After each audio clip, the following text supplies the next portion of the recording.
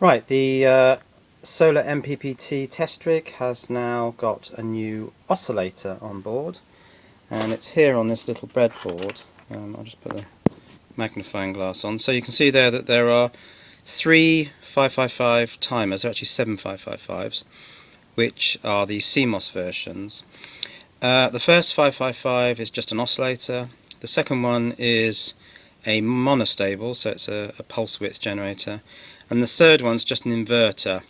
I recently discovered that you can use 555s as logic gates, which is good stuff. So I wanted to invert at 9 volts, so I used a 555 as an inverter.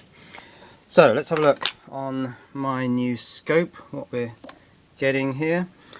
The red trace at the top is the output from the first stage, which is just an oscillator. And you can see from the frequency indicator there that it's running at about 15 kilohertz. The yellow trace at the bottom is actually the signal going to the gate of the MOSFET. So if I, wrong screwdriver, if I adjust the pulse width stage, the second stage, I can vary the pulse width of the gate signal on the MOSFET, and as luck would have it, I can take that all the way to solid on, 100% pulse width modulation. And that's good, because that means that the path through the system from left to right here is going to be just solidly on, so that will be solar panel connected to battery with no DC to DC conversion.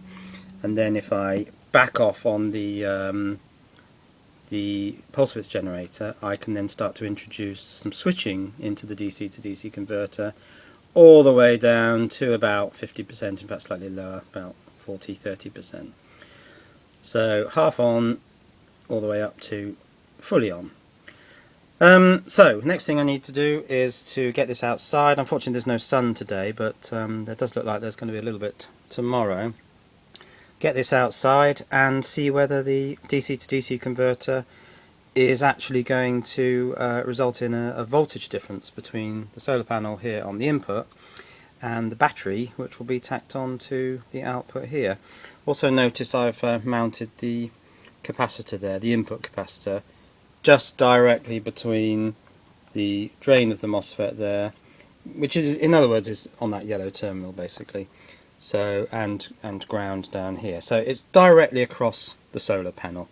If you ignore the current measuring device there, that capacitor is directly across the solar panel, and just gives the solar panel something to feed and to keep the voltage at that side of the circuit stable. So it'll be very interesting to see tomorrow whether this actually works.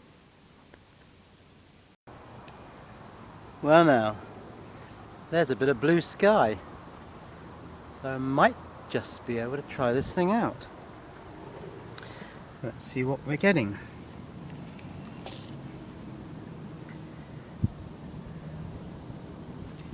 Well, we've had 22 watts. Let's just reset that.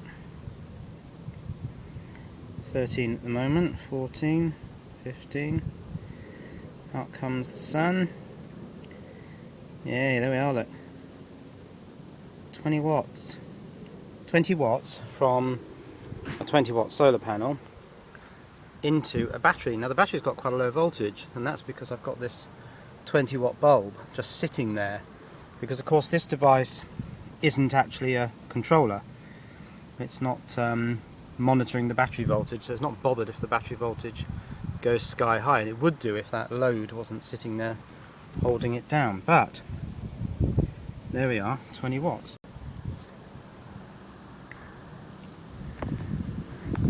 Try and hold that there and adjust the pot to try and modify this. So see, the solar panel voltage is currently 17 volts. If I turn the pot, I can bring that all the way down to 12 volts, which is the battery voltage. Now that's with the MOSFET permanently on, and we're only getting 16 watts. Start turning the pot, bring the panel voltage up to about 17 volts, and we get 19.9, just flicking over to 20 watts of power. So turn it down, 12 volts, 15 watts, turn it up, 17 volts, 18 watts. Got to work quickly here because this sun's not going to last very long. It must be slightly obscure. Let's have a look. That's very bright, I can't see. Let's just bring the voltage up a little bit. 17. I can take the voltage up quite high, 18, 19, but I lose the wattage then. Seems to peak out at about 17 volts. Getting about 17 watts. And once again, turn it down, 12 volts, 14, 15 watts. Turn it up, 17 volts, 18 watts. And I just wanted to show how in the graphics mode I can actually move it round the knee of the curve by adjusting the pot. There it goes, down bottom right and up and across the top. Now that's the full left position here, so that's up on the top of the curve, and if I bring it round, and that's now down on the bottom right. If I try to maximise the power, about 15 watts, it should be on the knee of the curve.